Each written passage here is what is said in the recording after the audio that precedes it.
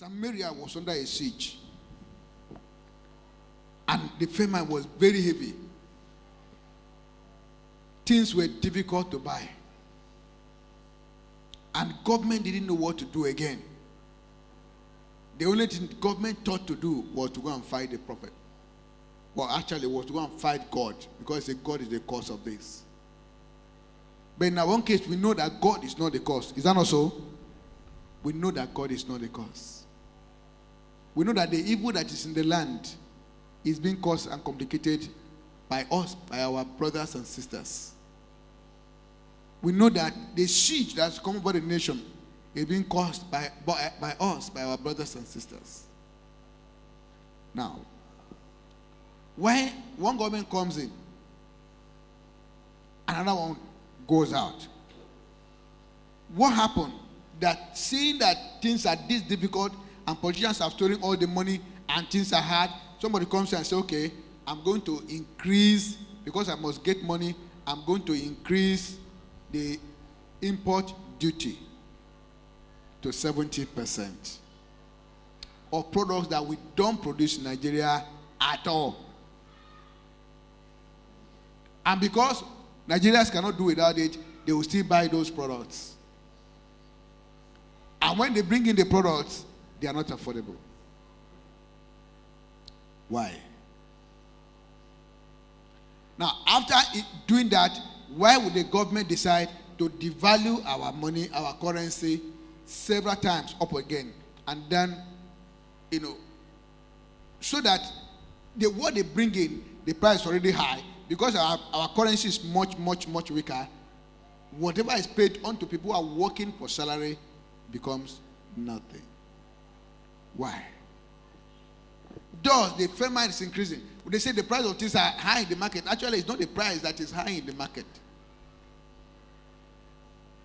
It is the money that is useless in the hand.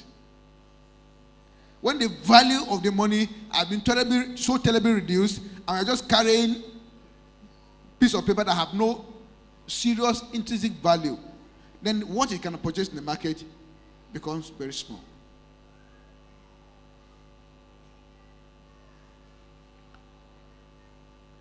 I was talking with some young people yesterday, and I said, as at the time I went to the university, the subject that everybody was struggling to university to study was agriculture. Everybody everywhere wanted to go and study agriculture, because government put very high premium on agriculture, and if you went to university to study agriculture, they gave you a special scholarship. And people who graduated from university who studied agriculture quickly got job and got employment, because government was emphasizing agriculture. Because we're hoping to improve agriculture, which is our mainstay. But Nigeria veered the world of Babangida to banking and finance. And now nobody wants to study agriculture again, because if you study agriculture, when you graduate from the university, what are you going to do? And so the nation has to depend completely on import, including food. Malaysia came to Nigeria to come and take palm kernel from here, to study it and go and plant palm kernel in their country. Nigeria was the world's largest exporter of palm products. Now, Nigeria is not even counted at whatever number again. Malaysia is one of the leading world importer now. Nigeria even go to Malaysia to go and buy oil, palm products. Why? What is the reason? Because you have rogues who take over government only to steal money. This money should be invested to develop the country. No.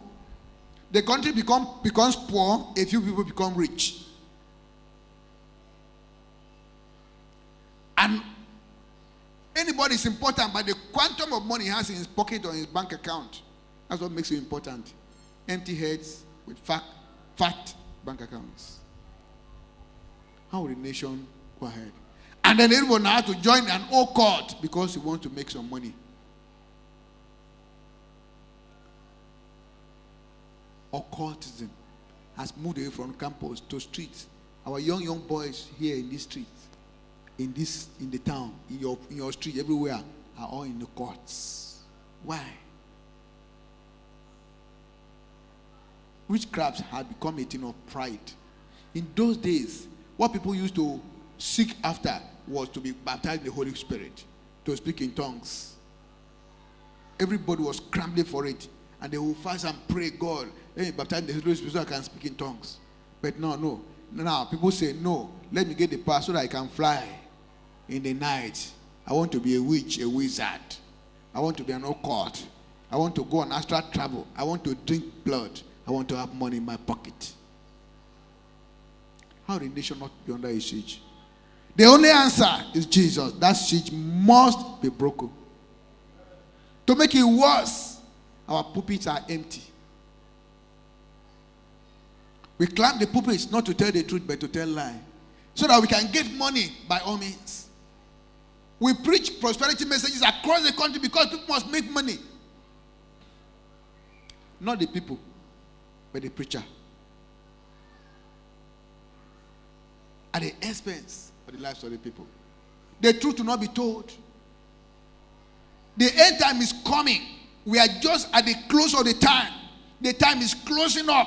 And that is not even a worry for any preacher. They are not thinking about that. They are thinking about the ephemeral things and temporal matter. They are thinking about mammon. Until the end will just come upon the people suddenly.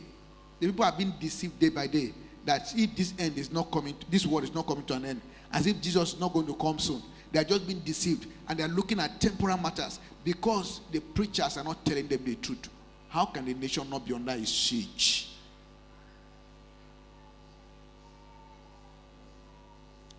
And those are the ones we like to follow. People who deceive us and tell us all is well when all is not well.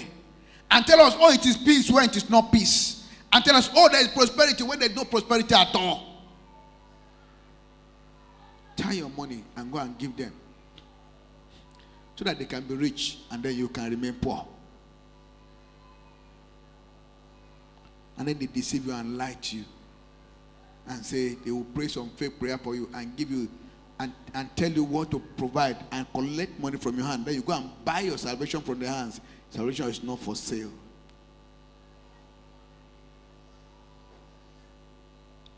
The nation is under a siege. And the people are under terrible bondages. Who will free my people from the yoke of the devil? It's only Jesus. Perpetual fear hold the people down because of unbelief.